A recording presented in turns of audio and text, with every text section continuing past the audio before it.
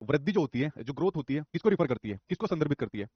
ये कहता है ऊंचाई और भार में वृद्धि को करती है, बिल्कुल करती है। व्यवहार को करती है, जी नहीं सिर्फ शारीरिक परिवर्तनों को करती है। अपरिपक्वता को करती है, जी नहीं मैच्योरेशन से संबंधित होती है। लेकिन पहले से भी सबसे बेस्ट संरचनात्मक और शारीरिक परिवर्तन को यहाँ पर करती है। यानी कि बॉडी में जो संरचनात्मक तौर पर परिवर्तन आते हैं, स्ट्रक्चर के अंदर जो यहाँ पर परिवर्तन आते हैं, वो वृद्धि वृद्धि उस चीज को दिखाती है और आपके शारीरिक परिवर्तन को दिखाती है। और अगर मैं संरचनात्मक के अलावा अगर मैं विकास की यहाँ पर बात करूं, अगर मैं आपके सामने विकास की बात करूं, तो विकास आपका कैसा होता है? विकास आपका होता है कार्यात्मक, फंक्शनल यहाँ पर होता है। कैसे होता है? कार्यात्मक, यानी कि फंक्शनल, कार्य करने वाला यहाँ पर होता है। बंद नहीं होता कभी, विकास चलता रहता है हमेशा, निरंतर, आजीवन। ठीक है, तो आंसर इसका आपका पहला फोर्थ सही हो जाएगा। अगला बताओ, अगला क्या है? अगला है निम्नलिखित में से विकास का कौन सा सिद्धांत आपका गलत है? क्वेश्चन नेगेटिव पूछा है। आओ भाई देखते हैं। विकास में व्यक्तिगत विभिन्नताएं होती है, इंडिविजुअल डिफरेंसेस होते हैं, ये तो मैंने आपको बताया, तो इसका सिद्धांत बड़ा महत्वपूर्ण सिद्धांत है। नेक्स्ट क्लास इसी के ऊपर होने वाली है। विकास जो होता है संयोगों का परिणाम होता है, संयोगों का परिणाम नहीं होता कि भाई कोई इंसिडेंस हो गया तो विकास यहाँ पर हो गया। जैसे मान लीजिए आपका जो मेंटल डेवलपमेंट है, कोई इंसिडेंस के थ्रू थोड़ी हुआ है कि अपने आप यहाँ पर हो गया। तो कितने लोग इसके साथ यहाँ पर जा रहे हैं?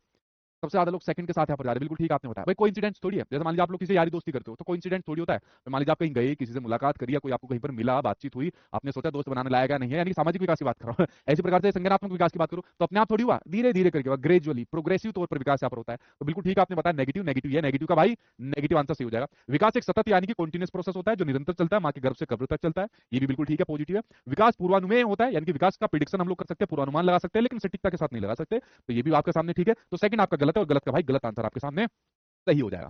देखिए अगला क्वेश्चन आपके सामने अजर्सन और रीजन का दिया हुआ है। अब अजर्सन आपके सामने क्या कहता है, कथन क्या कहता है, नजर डालते हैं। ये कहता है कि बच्चों के विकास के मार्ग व प्रगति का सटीकता से पूर्वानुमान नहीं लगाया जा सकता। जो बात मैंने अभी आपको बताया बिल्कुल ठीक बात है।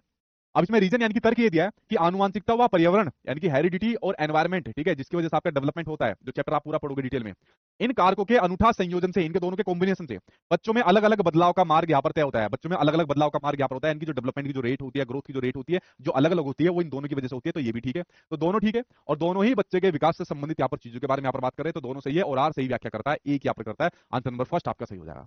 अगला क्वेश्चन देखो, आंसर बताओ भाई इसका, जल्दी से बताओ। ये कहता है डैश आनुवांशिक स्वभाव के पूर्व निर्धारित प्रकटीकरण की प्रक्रिया को संदर्भित करता है। जेनेटिक डिस्पोजिशन, भाई जेनेटिक डिस्पोजिशन किस वजह से होता है? जो जेनेटिक डिस्पोजिशन डिस्पोजिशन की आप बात हो रही है, कितना बिल्कुल सिंपल सी बात है भाई, हेरिडिटी से। ठीक है, तो जेनेटिक डिस्पोजिशन किसकी वजह से होता है? हेरिडिटी, यानी जो किसकी वजह से होता है? मैच्योरेशन, परिपक्वता की वजह से होता है। पहला आंसर बिल्कुल ठीक आपका हो जाएगा। अगला क्वेश्चन देखिए, ये क्या कहता है?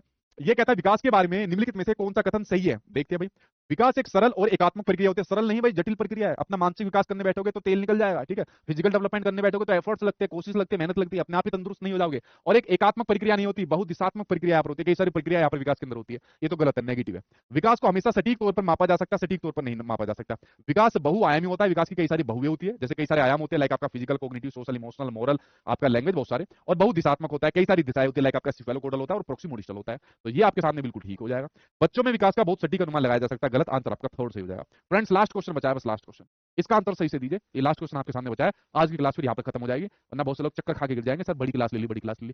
डिटेल में पढ़ो ना, गहराई में, एक एक कंसेप्ट को बड़ा गहराई से समझिए, चीजों को ध्यान से पढ़िए। वरना इस वाली चीज को तो मैं मतलब 45 मिनट में कंप्लीट कर देता, ये होता है, ये होता है, खत्म। डबल टाइम क्यों लगा? क्योंकि चीजों को समझाया, पूरा गहराई से समझाया, बताया, दिमाग में फिट कराया आपके, इस वजह से। अब क्वेश्चन के आंसर अपने आप निकल रहे आपसे या नहीं निकल रहे? बताना भाई, अपने आप ही आपसे निकल रहे होंगे। लास्ट क्वेश्चन है, इसका आंसर दो। ये कहता है शुरू में एक जो बच्चा होता है अपनी पूरी हथेली का उपयोग करके वस्तु को पकड़ता है। पहले अपनी पूरी हथेली का यूज करके वस्तु को पकड़िए ऐसे।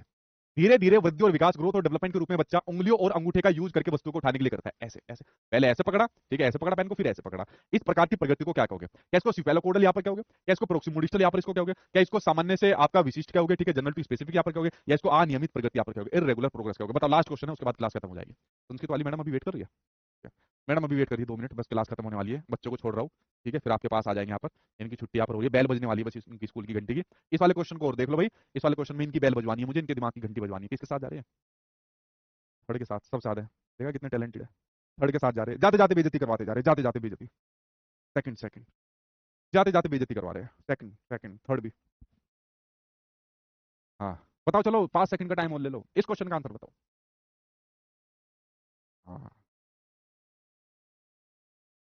देखो, इसमें दोनों हो जाएंगे यार। प्रोक्सिमोडिस्टल, आपका विकास सेंटर से शुरू होते होते होते होते ऐसे जा रहा है ना, तो पहले हथेली का यूज करा तो बाद में तो फिंगर्स पर पहुंचेगा। तो भाई आंसर आपका क्या? प्रोक्सिमोडिस्टल। लेकिन मेरे मालिको, सेकंड के साथ में एक बात और भी तो देख लो, आपका जनरल टू स्पेसिफिक भी तो हो जाएगा, सामान्य से विशिष्ट हो जाएगा। पहले बच्चा सामान्य क्रिया करता है, पूरा हाथ हिलाता है, फिर पूरी हथेली का यूज करता है, ये सामान्य क्रिया है। और बाद में बच्चा विशिष्ट क्रिया करता है, उतनी मसल्स का यूज करता है जितनी की जरूरत होती है। तो भाई दोनों आंसर इसमें सही हो जाएंगे, बी और सी, दोनों आंसर आपके सही हो जाएंगे। लास्ट में करवा लेना बेइज्जती अपनी, ठीक है। चलो अब इस बेइज्जती के साथ जाओ अब, ठीक है, अपनी क्लास के अंदर, ठीक है। तो फ्रेंड्स, यहाँ पर आपका ये चैप्टर होता है खत्म। अगर कोई डाउट बचा है तो पूछिए, मुझे उम्मीद है डाउट मैंने ऐसा कुछ छोड़ा नहीं होगा आपके लिए। अगर फिर भी बचा है जल्दी से पूछिए, क्योंकि आपकी फिर क्लास के अंदर आपकी मैडम वेट यहाँ पर कर रही है। क्लास कैसी लगी भाई? ठीक है, आज